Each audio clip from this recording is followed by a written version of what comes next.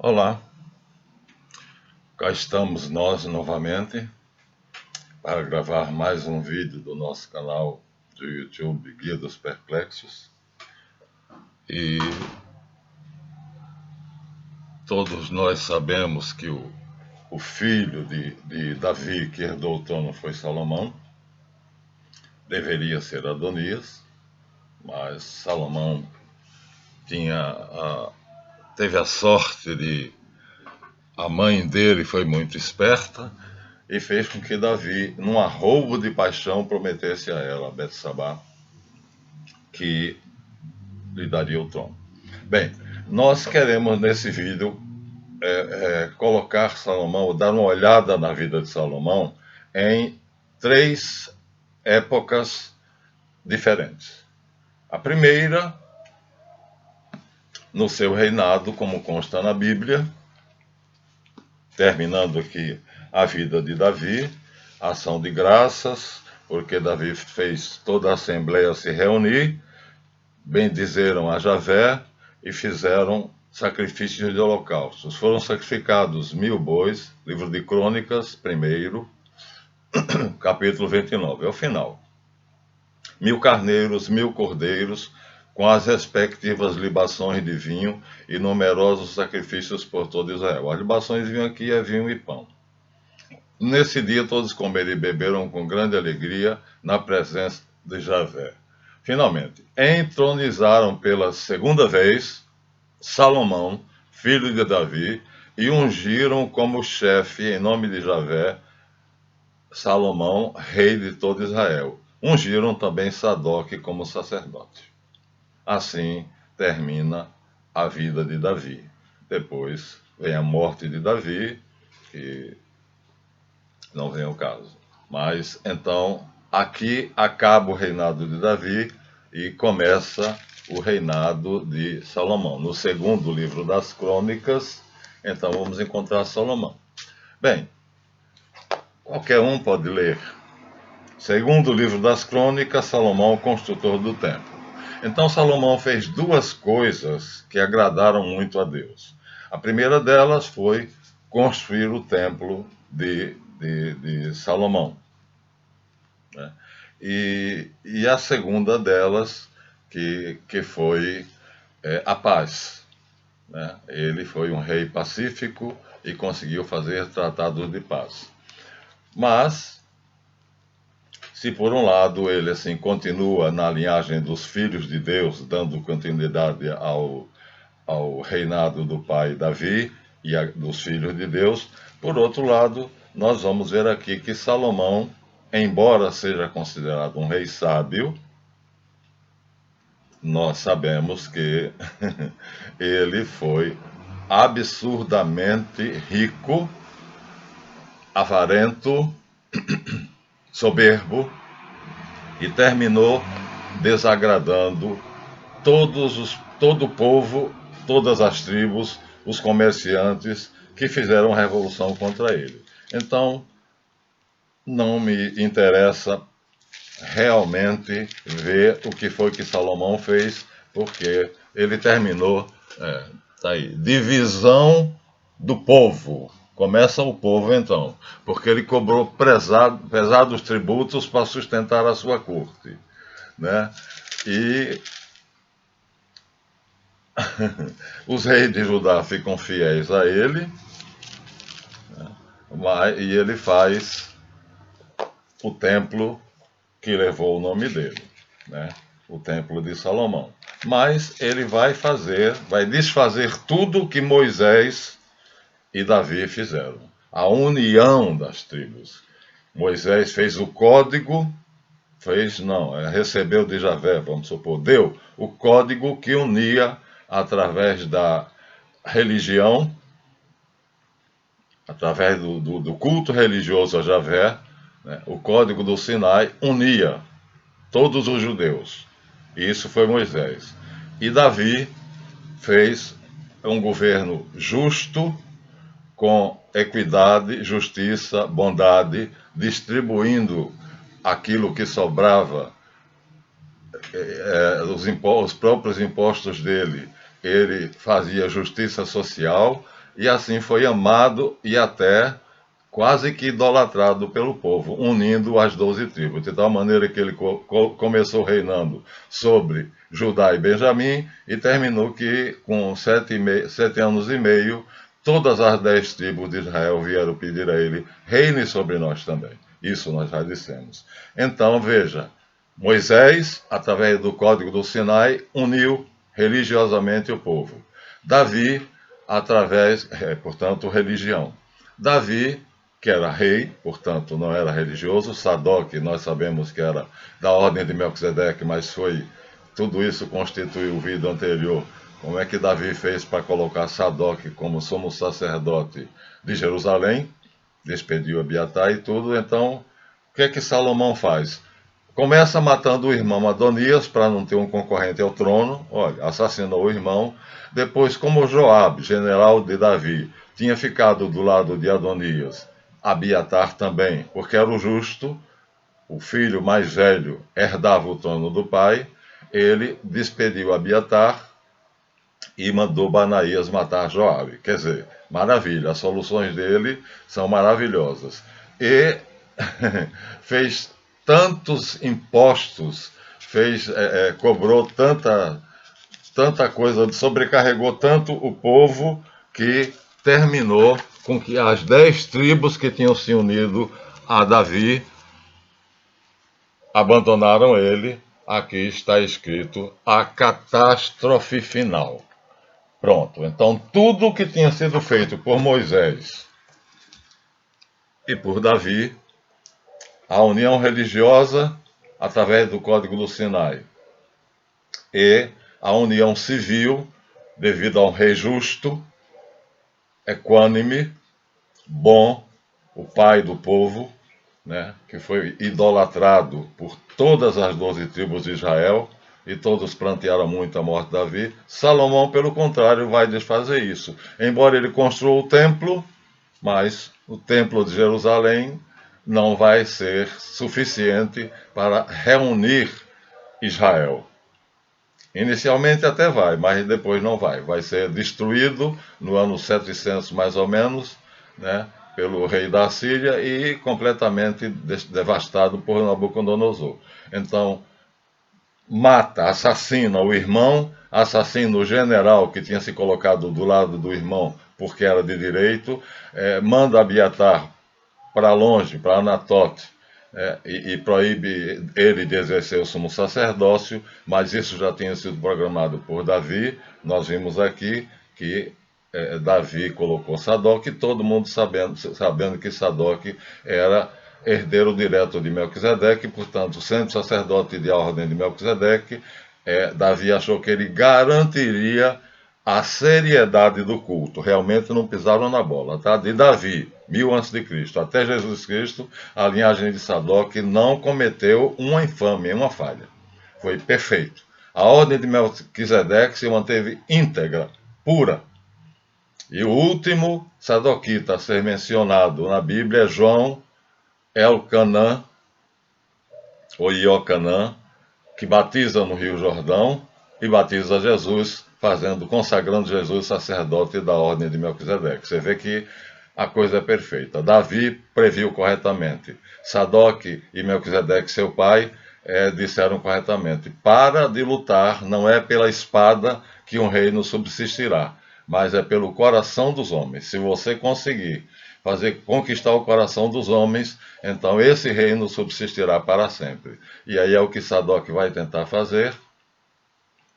Ele e os descendentes dele vão fazer corretamente, mas como a linhagem de Davi. Davi já era idólatra, porque ele, quando casou com a rainha do Egito, fez 1/3 do palácio do templo de Salomão para ela adorar os reis egípcios lá, os deuses egípcios, e ele também adorava. E cada preferida dele, cada esposa dele, Baal, Astarte, seja lá o que for, Marduk, tinha lá o seu montezinho com o seu pequeno templo, e a mulher, a esposa, ia adorar o seu Deus e ele ia também. Então foi um rei bacana, né? Muito tolerante, que adorava a diversidade, só que Javé não gostou disso. Então as 10 tribos se separaram, constituindo assim o reino do norte sob Jeroboão, o reino de Israel. E as 12 tribos, Benjamim e Judá, ficaram fiéis a Salomão no reino de Judá, junto com Sadoc, mas isso enfraqueceu. Assim que o rei da Síria soube que os israelitas tinham se dividido, veio e conquistou o reino de Israel, por volta do ano 700. Então eles gozaram de uma paz relativa do ano 1000 ao ano 700, 300 anos. Assim que Nabucodonosor, rei da Babilônia, soube que o rei assírio tinha conquistado o reino de Israel, ele veio e conquistou o reino de Judá e destruiu Jerusalém. Destruiu o templo, destruiu a cidade e deixou tudo um amontoado de escombros. Só ficou lá quem gostava de viver junto com lixo. Então, os judeus passam 7 anos escravos de Nabucodonosor, que na verdade não é só de Nabucodonosor, porque Nabucodonosor conquista a Síria, o rei da Síria, que já tinha trazido os israelenses, passa a ser servo dele, súdito dele, e ele pega então toda Israel, todas as tribos, as que estavam na Síria, as 10, e as 2 que ele tinha trazido para Judá, o rei, né, Joaquim, o sumo sacerdote Josuá, e Joaquim tem filhos, esses 2 filhos são Zorobabel e Salatiel. Josuá também tem filhos, constitui família, e então Salomão, assim, no tempo dele, ele fez a maior das desgraças, a catástrofe final, como diz aqui na Bíblia. Ele desuniu tudo, destruiu tudo que tinha sido construído por Moisés e Davi. E aqui nós temos então o personagem que aproveitou-se dessa situação muito bem, Esdras. Salomão abriu o caminho para ele do mesmo jeito que o PT abriu o caminho para o Bolsonaro. Então ele preparou tudo maravilhosamente para o mais perverso, inteligente e sagaz sacerdote, que não era sadoquita, era levita, chamado Esdras, o escriba, fazer o plano que ele queria fazer para construir o sionismo. Isso nós diremos no momento certo. Por enquanto, estamos em Salomão, que para mim não conta nada. Na verdade, o templo que ele fez foi destruído 2 vezes, né? A primeira vez, então, o que ele fez não ficou. A paz não teve, porque ao dividir as 12 tribos, ele enfraqueceu Israel e, como eu disse já, Senaqueribe conquistou o reino do norte e Nabucodonosor conquistou o reino do sul. Pronto, aquilo ali ficou reduzido a escombros. Aí vamos ver, 1000 anos depois, na época de Jesus, a ordem de Sadoc ainda existia. Por exemplo, a ordem de Melquisedeque estava representada, aparece representada no Evangelho, por um Rabi Sadeque, um mestre de justiça, chamado em hebraico Yocanã, ou Elcanã, que nós conhecemos como João Batista. E Jesus. Agora vamos ver qual é o juízo 1000 anos depois, quer dizer, não. Teve uma outra coisa boa que Salomão fez, ele mandou escrever a Bíblia. A ideia de escrever a Bíblia foi dele. Ele mandou os 2 escritores que ele tinha na corte escrever a Bíblia. Então ele escreveu a Bíblia, gozou de um período de 300 anos de paz e construiu o Templo de Jerusalém. 3 coisas boas. Por isso continuou na linhagem, né? Pelo menos não fez só M. Agora, vamos 1000 anos depois ver como é que Jesus analisa Salomão. Nós temos aqui em Mateus 6,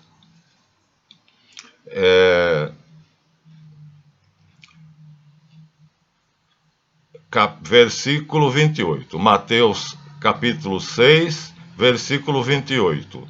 Não vos preocupeis com a roupa que haveis de vestir. Aprendei dos lírios do campo, como crescem e não se matam de trabalhar, nem fiam. E, no entanto, eu vos asseguro, nem Salomão, em todo o esplendor de sua corte, se vestiu como cada um deles.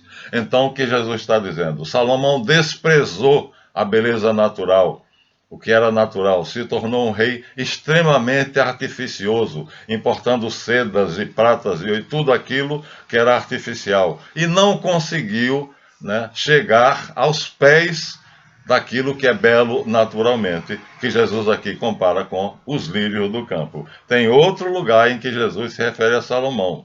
Tem 3 lugares. Então,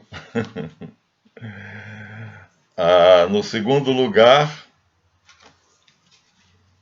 Jesus falando de Salomão,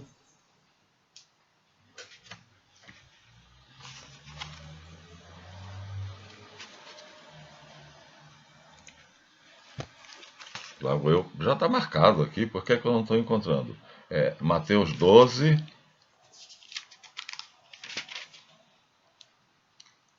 Mateus 12, agora qual é o versículo?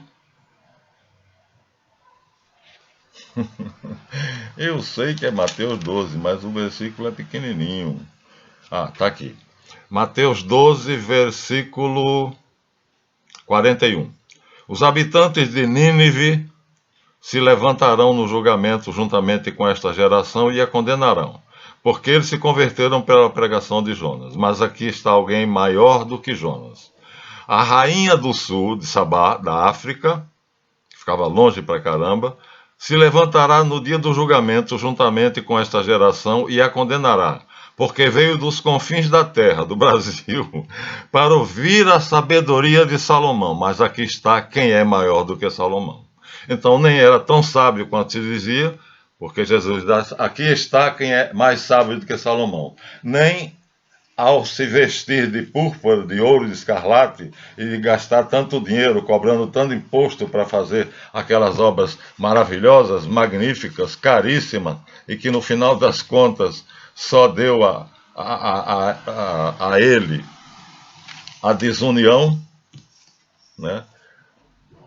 Então, Jesus ainda condena Salomão por ter adorado as riquezas, né? Eu marquei, mas agora não vou ficar procurando.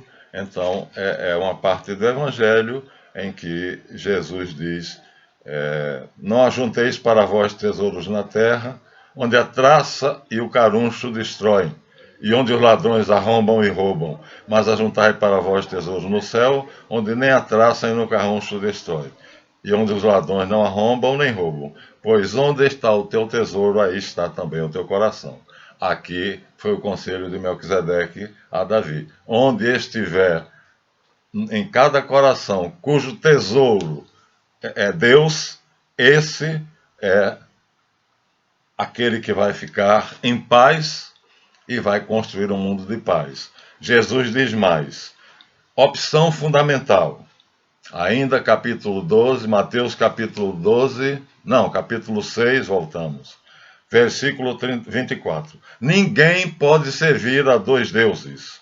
Com efeito, ou odiará um e amará outro, ou se apegará ao primeiro e desprezará o segundo. Não podeis servir a Deus e a Mamon.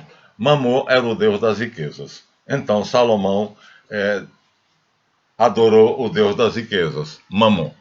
Então, aqui nós temos o reinado de Salomão, onde ele faz 3 coisas boas, manda escrever a Bíblia, os 2 escritores javistas começam a escrever a Bíblia, o templo de Jerusalém, também chamado Templo de Salomão, e acordos de paz duradouros, mas que custaram caro a ele, porque tornaram ele idólatra, porque ele adorava os deuses das esposas junto com elas. Então, ele fez com que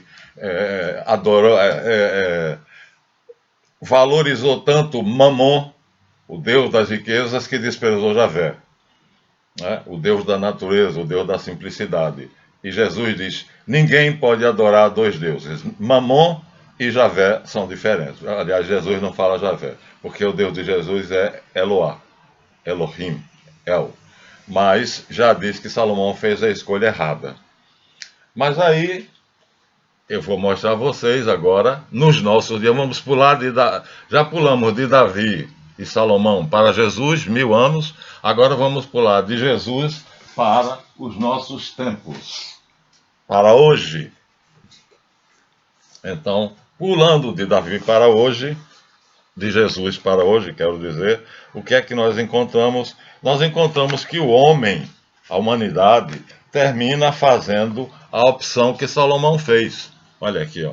O que é que os homens querem? Tá vendo? Brilho, ouro, fausto, riquezas, honras e cada vez, né, mais e mais. Então, o que é natural é abjeto para o homem. E aqui tem uma primeira figura, essa daqui, do mesmo construtor da Estátua da Liberdade, que construiu a Torre Eiffel. Então aqui está a Estátua da Liberdade, já no meio de uma farra, de um grupo, de uma ordem que nós sabemos que é a maçonaria, e que vão receber da França ela em tamanho grande. Em tamanho grande. E olha só, vocês não imaginam o perigo que é isso aí. Por quê? Porque, na verdade, a Estátua da Liberdade não é a Estátua da Liberdade. E a boboca da doutora lá, que no livro dela, A Verdadeira História da Humanidade, disse que a Estátua da Liberdade era Semíramis. Semíramis não é a Estátua da Liberdade, porque Semíramis era uma excelente administradora. Por isso o esposo dela colocou o reino nas mãos dela. E não tinha esse sol na cabeça, tá vendo os raios do sol, os 7 sol, os raios da liberdade, nem era caracterizada pela tocha de fogo que o famosíssimo maçom, como é o nome dele, Pike, né, chama de Lúcifer, porque está trazendo a luz, o portador da luz. E aqui o livro da lei. E ele diz: quando os supremos conselhos no mundo inteiro conseguirem dominar todos os governos, nós espalharemos a verdadeira doutrina de Lúcifer. Mas, claro, não é o diabo, é a estátua, é Mitra. É Mitra aqui, o deus Sol do zoroastrismo, que já está sendo cultuado no Brasil, de alguma forma, quando botaram no nosso dinheiro a cabeça dele. Ó, se vocês não sabiam, fiquem sabendo. Essa cabeça que está em todo o nosso dinheiro, na moeda de R$1 e em todas as notas, com a folha de louro aqui para dizer vitória. Quer dizer, ele já está vitorioso, porque a folha de louros era dada ao atleta que tinha sido vitorioso. E aqui na cabeça dele está a folha de louro, quer dizer, já está cantando vitória, porque ele sabe que quem está defendendo ele é quem vai ganhar. Ele sabe que o grupo que está defendendo ele, abrindo o caminho para os Rothschild serem os donos do mundo, os senhores do dinheiro, aqui, ó, a farra está aqui com a minúscula Estátua da Liberdade, esse mesmo grupo está abrindo o caminho para a tirania, que é o que Rothschild já está implantando no mundo inteiro. O mundo está quebrado, né? As guerras, fome, peste e guerra, se preparem, porque vai vir por aqui, por aí. Então, em vez de Estátua da Liberdade, aqui vocês têm Mitra, que segundo o Supremo Conselho é Lúcifer, porque é o porta-luz, e é simbolizado pelo Sol, como Cristo, o Solis Invicto. E tem o livro da lei, que é o livro que tem a doutrina dele, e já está no dinheiro de várias partes do mundo, inclusive no nosso, com a folha de louro na cabeça para dizer: nesse país aqui eu já ganhei, porque o Brasil já é todo de Rothschild. Se vocês tiverem o cuidado de darem uma olhada nas privatizações e fusões no Brasil, eu tenho esse material, quem quiser pode mandar para o meu e-mail, marlanfe@gmail.com, e eu mandarei para vocês. Rothschild, campeão de fusões e privatizações no Brasil. A Vale do Rio Doce, a Cidade do Aço. Vocês não imaginam, o Brasil não é nosso. O Brasil é de Rothschild. Então, e assim vai se estabelecer a tirania da liberdade que os americanos estabeleceram quando fizeram a guerra aos árabes. Lembram? Como é que se chamava? A Primavera Árabe. Em que terminou a Primavera Árabe? Naquilo que Putin disse que terminaria.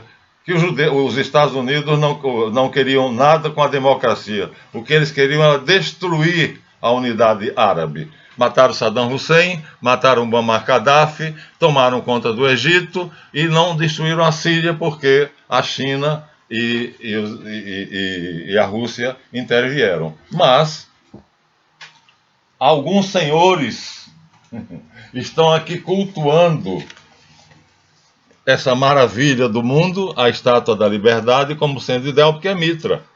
E porque a religião do Supremo Conselho é o mitraísmo. E estão aqui, ó, nessa comenda aqui, tem as duas chaves do Vaticano, quer dizer, eles estão fazendo tudo, agora estão colocando o Papa Bento XVI, o Papa Emérito, contra o Papa Francisco. Essa mesma turma que está cultuando aqui a Estátua da Liberdade, está vendo, Mitra? Na Revolução Francesa, eles transformaram a Catedral de Notre-Dame em um mitreum, ou seja, fizeram como uma caverna, né? Colocaram ali lonas e tal, imitando uma caverna, botaram uma prostituta sentada no trono com a faixa na mão, e aí ali fizeram um culto a Mitra dentro da Catedral de Notre-Dame, ano 1789. É assim que eles vão agir.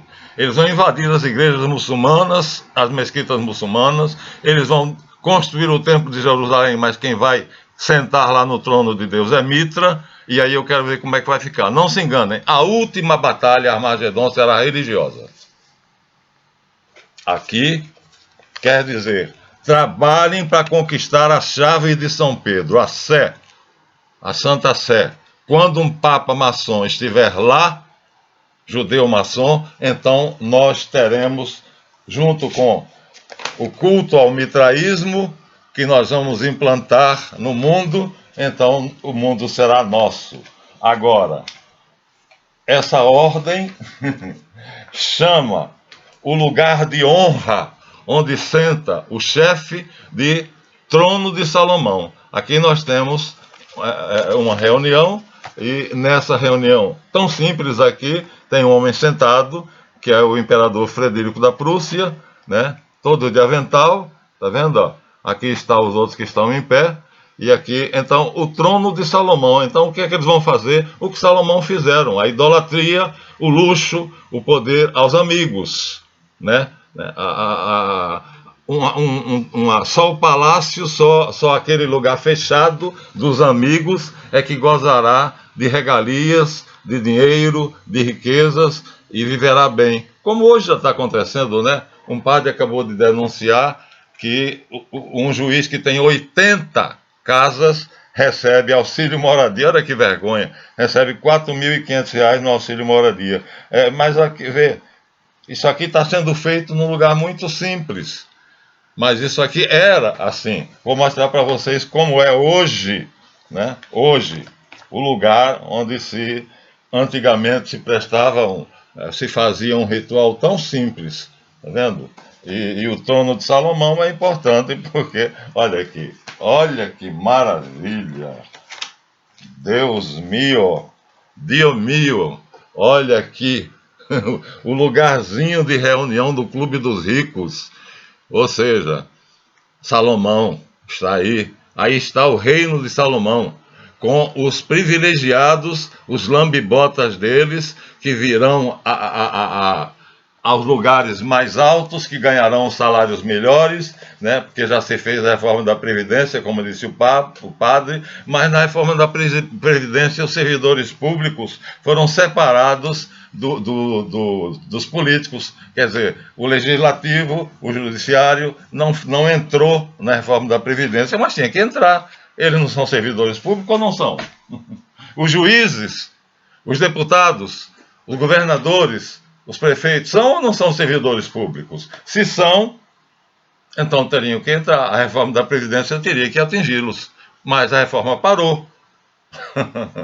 E aí fala-se na reforma do judiciário, mas não acreditem nisso, é pura mentira. Então aqui está a corte de Salomão, né? E na verdade aqui está o trono de Salomão, mas está escondido, quer dizer, escondido, não está muito visível quem está de trás desse altar. O trono de Salomão, que quer essa suntuosidade toda, porque ele gosta do que é suntuoso, né? Ele gosta do luxo, e os pobres que se explodam. Ele está se lixando com os pobres, ele não quer saber lá o que é que os pobres. Então, essa alegoria é do tempo em que a maçonaria era verdadeira. Então os maçons aqui em azuis, os mestres maçons, sabem que vão enfrentar a tarefa de subir pela árvore, né, que foi caída, a coluna, a árvore da vida, e chegar até a virtude que está aqui em cima de um trono, e através da virtude chegar a Javé, que você encontra em todo o sólio, né, embaixo do trono de Salomão. O trono de Salomão fica embaixo do sólio, onde está escrito Javé. E através de Javé, chegar ao olho que tudo vê, que é El. Então, no fim das contas, meus amigos, eu vos garanto, Harmagedon, o brilho de Megido, será, na verdade, uma batalha religiosa. Mitra, de um lado, Jesus, do outro, Maomé, do outro, Moisés, do outro. Então, a família Rothschild e os anticristos tentarão impor a religião de Lúcifer, que é de Mitra, porque ele tem aqui uma tocha na mão. Isto é a herança de Salomão. Isto é a herança de Salomão. Então você vê como Salomão serviu na época dele, o que é que ele foi, apesar de ter feito 3 coisas boas, mandou escrever a Bíblia, fez o templo de Jerusalém, foi destruído no ano 700 mais ou menos, depois foi destruído, devastado totalmente no ano 70, e agora os judeus estão querendo construir. Mas se construir vai ser para abrigar Mitra. Lá dentro, no lugar de Javé, né, no lugar da Shekinah, vai ter aqui Lúcifer, o porta-luz. E aí a briga vai ser feia. Eu não sei, porque eu daria minha vida por essa luta. Nessa luta, eu daria minha vida. Darei. Se estiver ao meu tempo, eu darei. Então, já mostrei a vocês, no nosso dinheiro,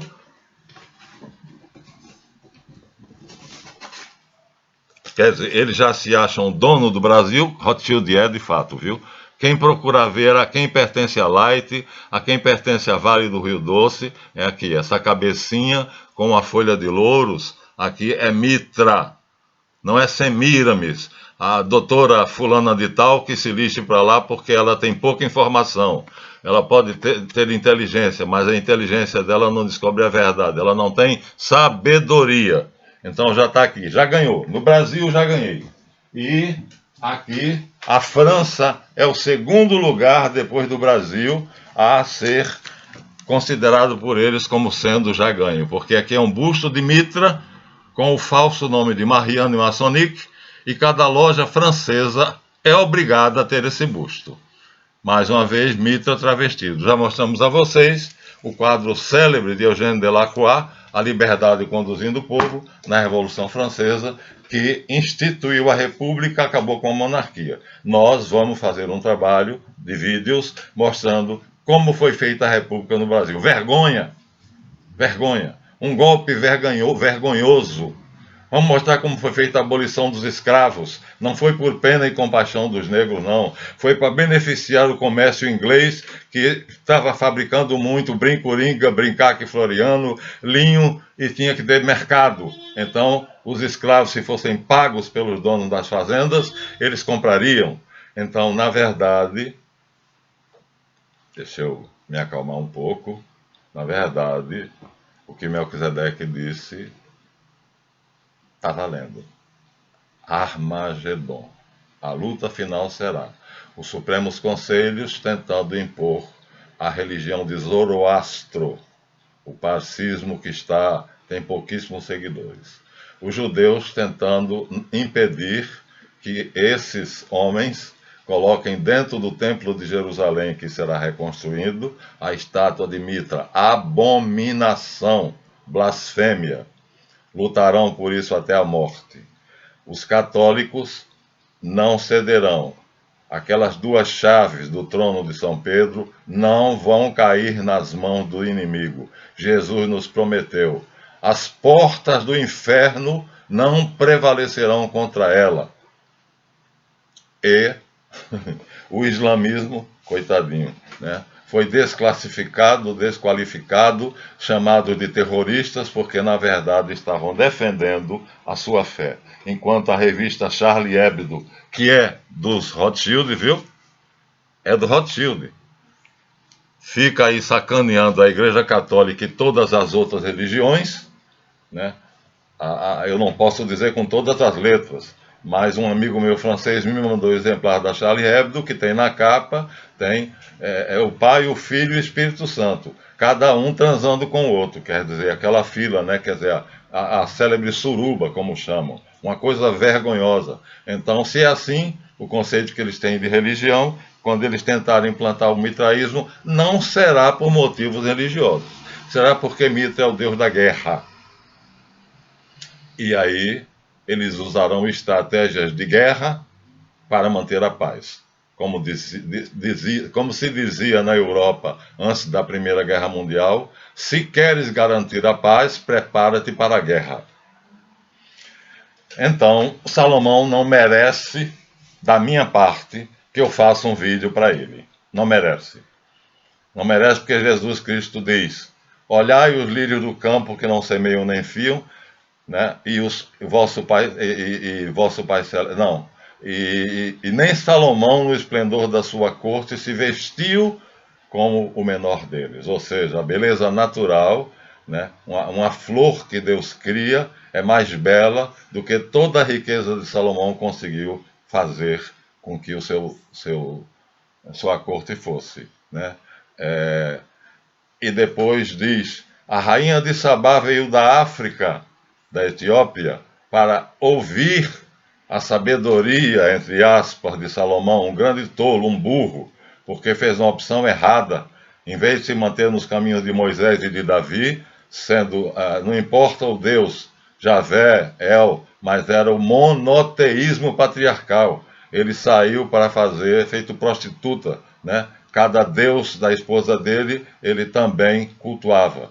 E fez 3 coisas, ficaram na história e que o tornaram célebre. Construiu o Templo de Salomão, o Templo de Jerusalém, que não existe mais, mas os deuses já têm os 20 bilhões de dólares para construir. Mandou fazer a Bíblia.